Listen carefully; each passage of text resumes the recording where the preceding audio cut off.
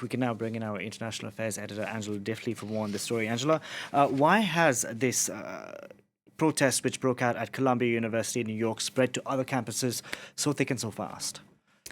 I think university leaders are in a very difficult position trying to balance the priorities, the principles of freedom of speech, whilst also guaranteeing the safety, another vital principle of students and staff. A number of critics have pointed out that these universities in recent years have been very quick to ban ideas, to cancel speakers, to cancel movements which they judged might cause offence to their students. And some critics are saying they have been slow to understand that some Jewish students feel that these anti-Israel protests have on occasion veered into anti-Semitism, and that some Jewish students have felt threatened. The protesters say, as we heard there from Jessica's piece, this is our Vietnam. We do not want our tuition fees being used by the university to invest in companies that support Israel.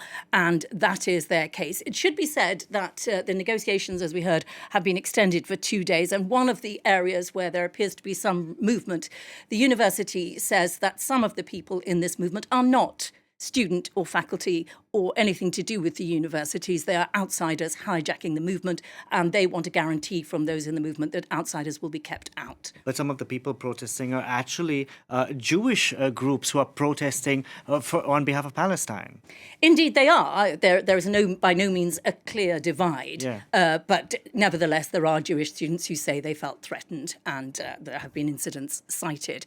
This is a pretty high-stakes thing. Back in December, the bosses of 3 leading Ivy League universities appeared before a congressional committee and were asked a question which should have given a simple, straightforward answer. They were asked, would calls for the genocide of Jews on campus violate their university's code of conduct or harassment policies?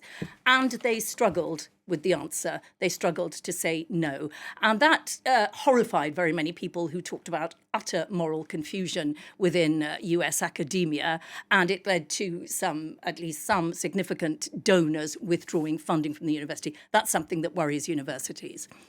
And let's talk about the election that's coming up in November, because Joe Biden, most polls have Joe Biden and Donald Trump neck and neck. Biden needs young people to come out and vote, and his stance, pro-Israel stance, has cost him in the primaries, where so many people voted not committed, and clearly a lot of Arab Americans say they won't come out to vote. So this all is going to be a headache for the president. Yeah, I think in terms of Arab Americans, they judge that the numbers are small enough not to cause too much problem. We saw it was an issue in Michigan. In terms of students, they say it seems their data suggests do not confuse students with all young people, that this is a very vocal, visible minority who are pushing their cause to the fore because that's what they hope to do, but it doesn't represent the priorities of most young people, their polling is telling them.